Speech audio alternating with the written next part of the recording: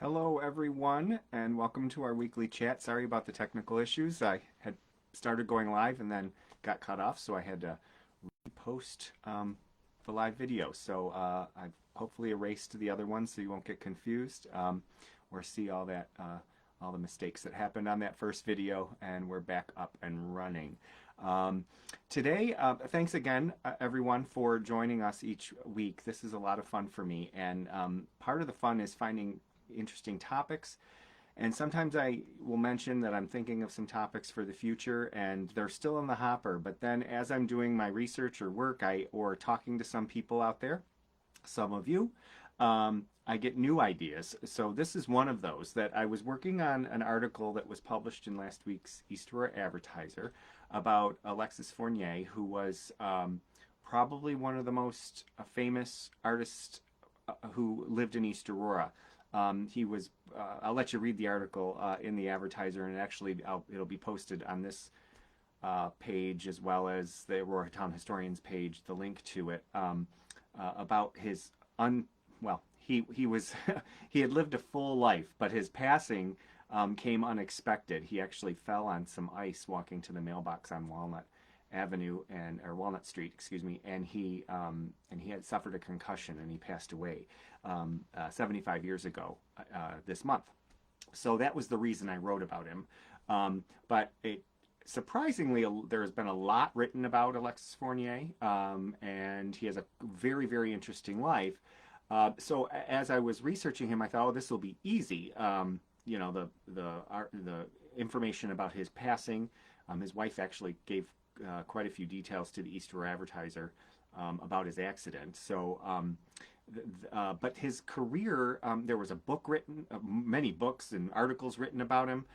So there was a lot of information out there. But one of the things I thought of as I was doing my research was I relied on his obituaries, not only just the obituary in the East Aurora Advertiser, but in the Buffalo newspapers and in the New York City newspapers. New York Times, actually, he was that prominent of an artist. That he garnered an obituary in the New York Times. What I found in this research, like I do a lot when I'm researching somebody, when you research a person, and I'm a people historian, you have two types of historians, I like to say, and we overlap quite a bit, but there are people who are into architecture, buildings, and things, and they can tell you, you know, the history of a building. As I pass a building, I have an appreciation for the architecture, but I want to know who lived there, and I want to know about the person. So that's why I say I'm a people historian, and we have a few. There are a few friends of mine who are more lean toward the architecture side. So I love to research people, and so one of the first resources you go to when you're trying to find out about somebody is the obituary, right?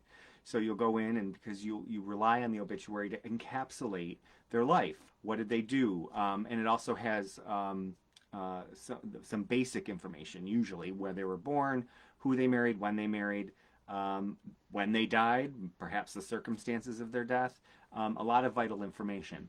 But what I found during my research of Mr. Fournier, as well as other people, is that obituaries information contradicted itself. In fact, with Mr. Fournier, I was looking at different obituaries and they had different information. Basic facts were different. And so I got to thinking about, oh yeah, this isn't the first time that this has happened to me, and probably to you, a lot of researchers out there, is you're looking at an obituary and you're like, either this doesn't make sense, or you repeat false information, and you fall into that trap. And I've done it many times, and I think sometimes we end up relying too heavily on obituaries. And one of the reasons that obituaries are a good but not always great source of information about history and people is the circumstances under which obituaries are written. And so we have to put that in context. We treat obituaries sometimes as the gospel about somebody's life when in fact we shouldn't. And not to say we shouldn't use that information, but we just need to verify it. And maybe find a different source of the information to verify it, or if something just doesn't make sense, to verify it as well. And a lot of times we'll find misinformation in obituaries. So one of the one of the first reasons why some of the pitfalls with obituaries, one of the first reasons is the information is just inaccurate, and a lot of the times it comes down to the way the circumstances under which obituaries are written, and the facts just are wrong. For instance, if someone passes away on a Monday and the deadline for the weekly newspaper is Tuesday, they're rushing sometimes to get in haste to get the information pulled together. And how many of us have done that? We're trying to pull together information about a loved one after they've passed away, and we're sitting there thinking, okay, now did they graduate in 1942 or 1943? And we don't have that information readily available. And so sometimes we put wrong information down. Family might submit the wrong information. We might have the wrong information to begin with, so it's not our fault. We're not purposely putting wrong information in the newspaper. We just don't have the correct information. So we're in a rush sometimes to put an obituary in the paper, a death notice, sometimes with the help of the funeral home. And we're going to talk about that difference as well, the death notice versus the obituary. And typographical errors, and age will be wrong, things like that. So one of the things that came up once in my research is there was a woman here in East Aurora named Mary Hitchcox, or Hitchcock, depending on how you, which source you read. And her father was a local, prominent local resident, and she actually, in her own right, as a young woman, had started the West End Intellectual Inquirers, which was a local debate group, and she was an accomplished photographer, and she had a studio down at what is today the corner of Gray Street and Knox Road there. And she had a studio called the Star Gallery and Star Photo Studio, and you go down there and get your portrait taken, and she was well known for that.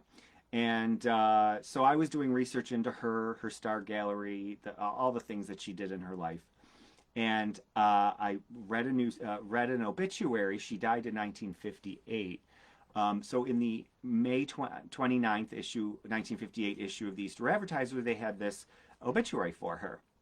But some of the information, it had a spelling that didn't seem to look right to me. Well, it comes to find out the next week on June 5th, 1958, the Easter Advertiser ran a second obituary for her. But they didn't run it with any explanation. It didn't say, oh, oops, last week we ran wrong information. We're running correct information this week. So it got confusing. So if you have found her first obituary the week after she passed away, you might stop looking and then miss the second one, which actually had the correct information. The first obituary the week prior, the week right after she passed away, had the wrong, her wrong age, had her wrong middle initial, and had the wrong spelling, or a different spelling of her last name, among other information. And then one obituary had her having no close survivors, and another one had a couple survivors listed. Some of that might have been with time that they were able to find people, relatives, and someone might have stepped up and written a second obituary. But a lot of the information was duplicated in the second obituary, but it seemingly corrected the first obituary. So there's a perfect example of someone maybe in a rush, or someone who was writing the obituary didn't have all the information they needed for her, Miss Hitchcox. So they just printed incorrect information. So we really have to look and compare that information. So again, there's wrong information in there. So if you are able to file genealogical requests, vital statistics records aren't always available. But second newspaper reports, look in the Buffalo newspapers for people around here. Just family files, more things like that. To verify what information, just factual information that is in an obituary. With that being said, there are two types of death notices, obituaries, in a newspaper, and I know a couple people who listen to this chat each week. I worked in newspapers for a long, long time. And I worked with people who had directly wrote obituaries or worked with the funeral homes, and I'd be interested in the feedback of folks who actually, I did write obituaries myself, but I would welcome the feedback. I'd be interested to see what you have to say about it. But um, there are there is a difference between what we would in the newspaper business had called death notices and obituaries.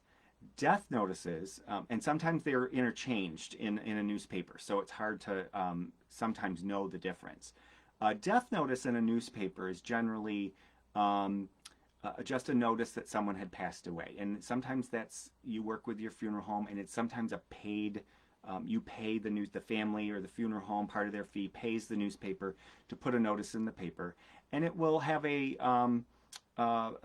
just the person's name, sometimes a photograph, the dates of birth, the information the family wants to put in, professions, things like that. And sometimes it's just as short as this is their name and they passed away, and that's all that's in there. So it really does depend on what the family wants to put in there, and that's a death notice. Obituaries are written by a newspaper staff member sometimes, or go beyond what a death notice is, and they're not always paid for. So New York Times, for instance, will have a whole section in the New York Times of death notices that the families have paid for, and they're really small print. And then the obituaries are more prominent people, and a staff member will write an obituary about the person and talk to people that knew that person and actually verify some of the information. So that's an important distinction when you're looking at history, and I've fallen for this trap sometimes, is that you'll rely on a death notice or an obituary that is provided by the funeral home without verification. And it's not like people are purposely giving wrong information, but again, when you're in a rush to make a newspaper deadline after someone has passed away, you sometimes forget information or you get the facts wrong. But the distinction between the two is important, especially if you're reading like a daily newspaper that does do staff-written obituaries. Because we all know this, that sometimes when we put a death notice in the paper, an obituary for a family member, we don't always put all the facts in. So it's not necessarily information that's wrong, a typographical error or a factual thing that's wrong.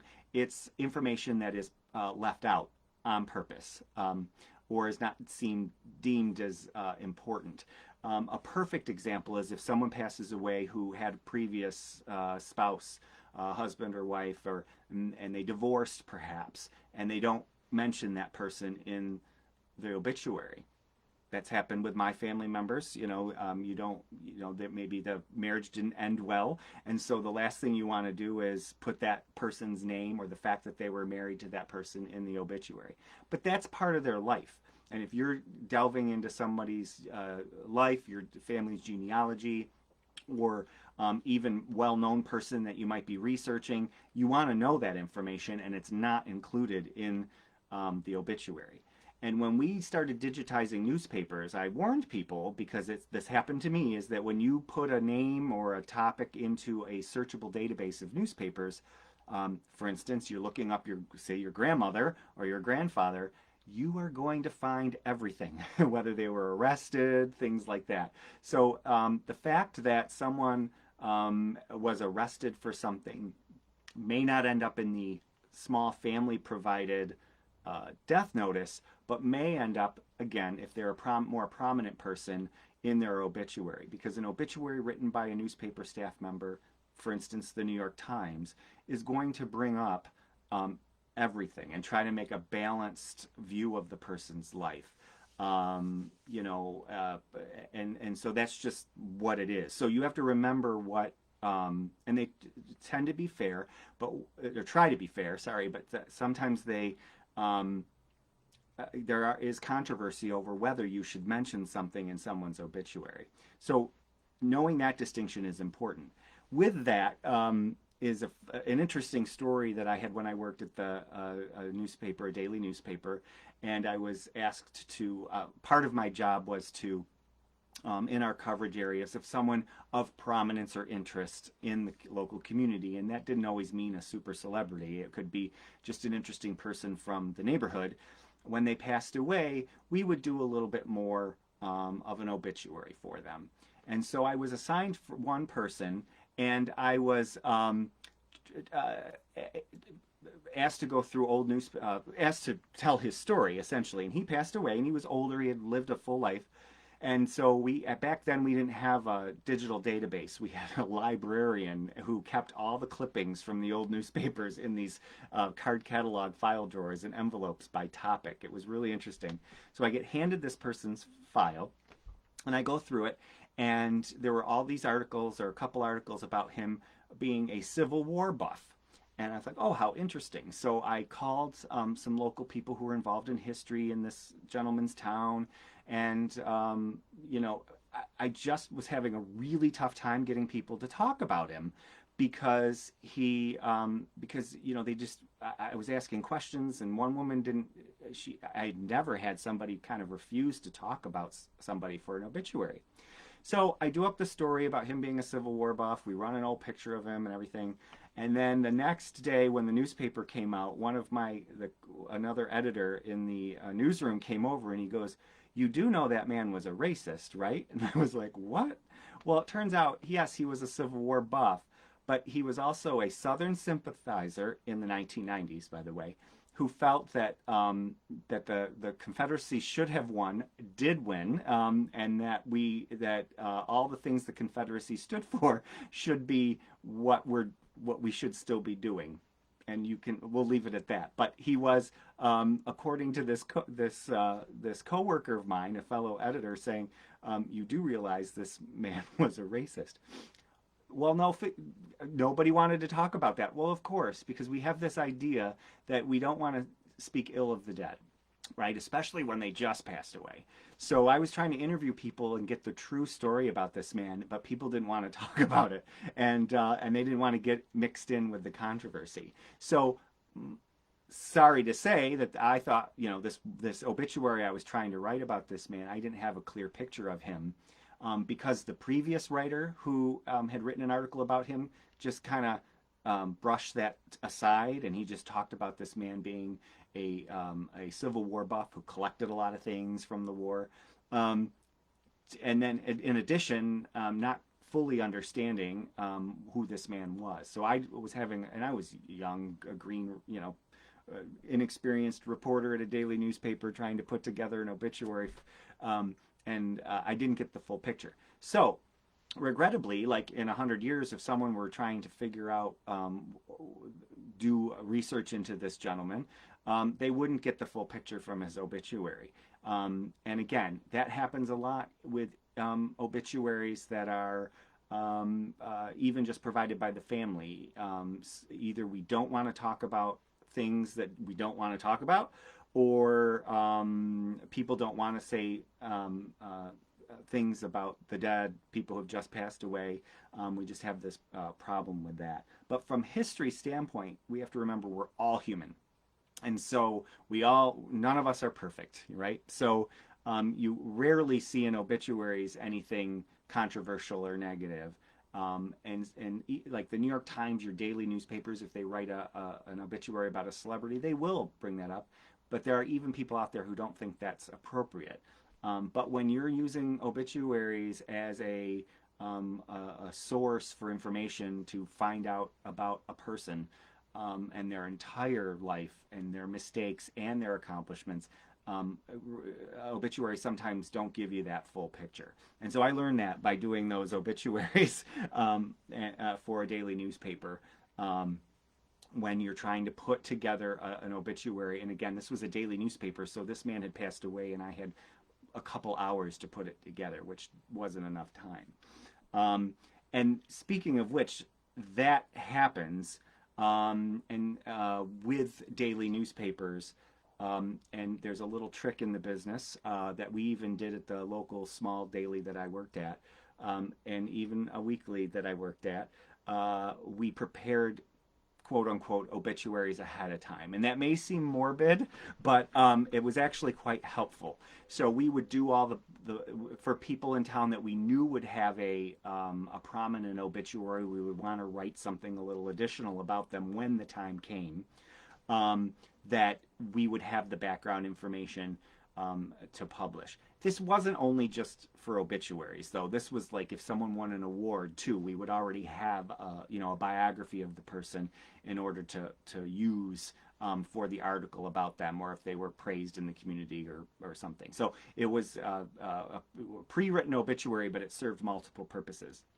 And major daily newspapers do this all the time. So when Queen Elizabeth passed away, most of what you read in the New York Times, Washington Post, all the newspapers in Britain was written ahead of time because we're all going to die, and so so it's inevitable. So they, so they write it ahead of time, and that's helpful. We always found that helpful when I worked at newspapers, is because you could verify. So a lot of times, when a daily newspaper I worked at, we were one time we had a meeting and said, okay, who in the community would you think, if they were to pass away tomorrow, that you would want to write about?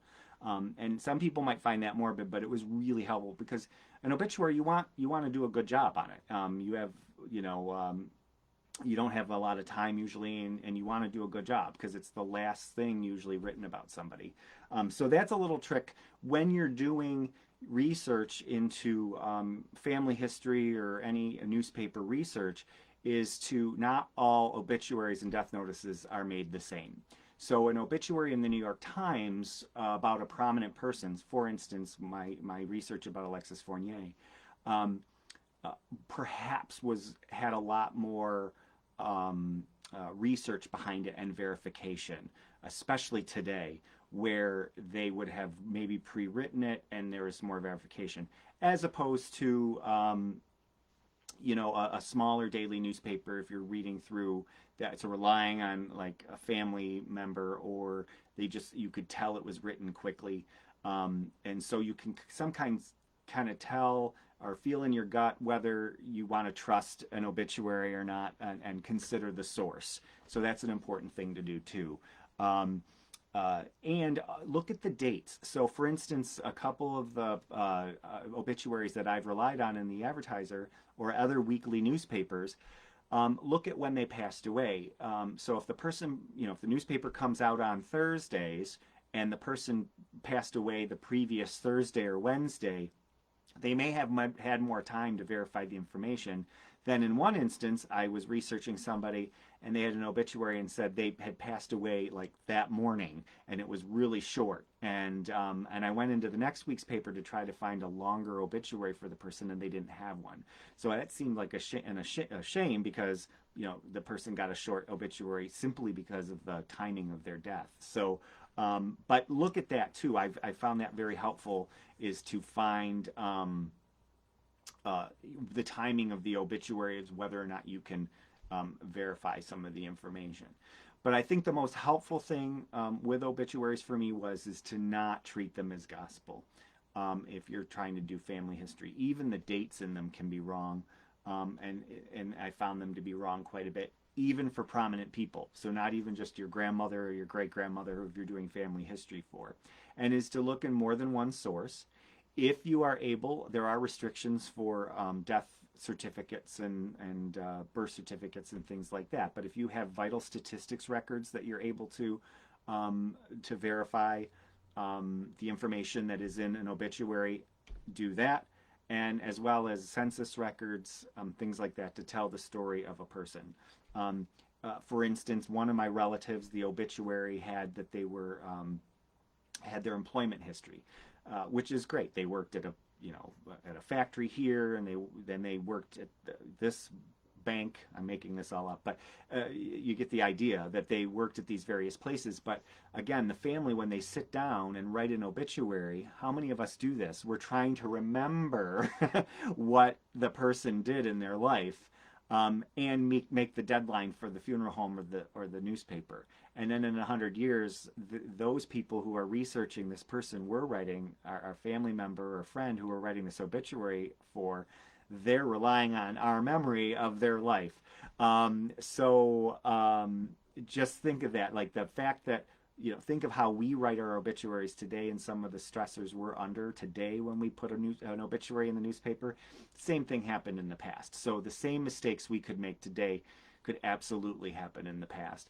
The same family dynamics that perhaps lead to someone not being included in an obituary would have been similar in the past. So there might be, I've found several times where someone came in to do research and, the obituary said they had 4 children when in fact they had 5 because one of them was left out of the obituary. This stuff happens. It's not always appropriate necessarily in my opinion, but it happens. So lastly, think about ourselves. It seems pretty creepy and maybe morbid to be thinking about your own obituary, but it's not a bad idea to write your biography. And yes, we want to make ourselves look good. Probably don't want to talk about things that aren't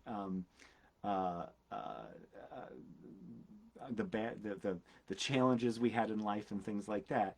But to write sort of a synopsis of our life, not just for our obituary, for our grandchildren, great-grandchildren, and writing that down. And the dates. We remember our dates of our life better than someone else would. And maybe put it away with the important papers and say, hey, when you're writing my obituary, these might be some things to mention, and here are the dates. This is when I was born, this is when I worked here, this is when I did this. Sounds weird to be talking about our own obituaries, but I think that might be helpful to future generations. And even if it doesn't go in your obituary, there's this journal an effect of your life that's left behind. So think about that too. So, and thanks for the comment, Jennifer, about, let's see, I'm getting into my family genealogy and find birth and death certificate have good info if you can find them. Now, the obituary sometimes point me in a direction, but it can lead to brick walls with even more names. Yeah, and sometimes obituaries get confusing. I just posted the other day, it wasn't even an obituary. My grandfather, was left with the draft, and they in East Aurora they took pictures of the draftees in front of the school, and he actually volunteered to go early to his training and for World War II, and the newspaper had his middle initial wrong. And I know it's him because the birth date matches up, everything, but the middle initial is wrong. So you can get thrown way off if you have an obituary where the middle initial is wrong, like Mary Hitchcock's, who I talked about before, or Hitchcock, depending on who you believe, which obituary you believe, had the middle initial wrong. And so, and that happens quite a bit. But how frustrating it is when you're trying to verify somebody and know, 100% know that that person that's listed in the paper is the person you're looking for. It's really confusing and really frustrating. And that becomes part of that person's story, though. The fact that someone's name is spelled wrong, you can put both the obituaries in or make a correction. But it does get frustrating. And again, also with lots of people who have the same name, my family has a lot of Roberts, and there's families that have juniors and thirds and fourths, or not even in a line. They're, the nephew is named after somebody. So each generation has multiple people. It does get confusing. So, again, be aware of the pitfalls of obituaries, but again, use them as a resource, but not the only resource. And because they're sometimes biased, they sometimes have, oftentimes biased, oftentimes have mistakes in the fact in them, and not always the fault of the family or the newspaper. It's just the constraints under which the obituaries are put together that make it difficult for historical records. So don't just use obituaries when you're trying to tell somebody's story. Use it as part of it. And again, I always say trust, what they say, trust but verify. So you can trust most of the information in an obituary, but 9 out of 10 times you can, but verify it with another source if you can. All right, thanks again for joining us. This was great. We had a couple people on live today, and I always look forward to the comments later. And again, if you have had experience with obituaries, please let me know. I'd love to hear your experience with them. And we'll be back next week, 3 o'clock on Tuesdays. Again, if you really like what you hear, please share this. You're more than welcome to share. I don't mind that at all. And make sure you're following the page in order to get all the updates and everything and topic ideas that we talk about each week. And I will later in the week put on the article that I did about Alexis Fournier. Quite an interesting guy here in East Aurora. And I did use obituaries as part of my research for that. So take care, and we'll see you next week, and enjoy the sunshine that we're getting to end January here. So long.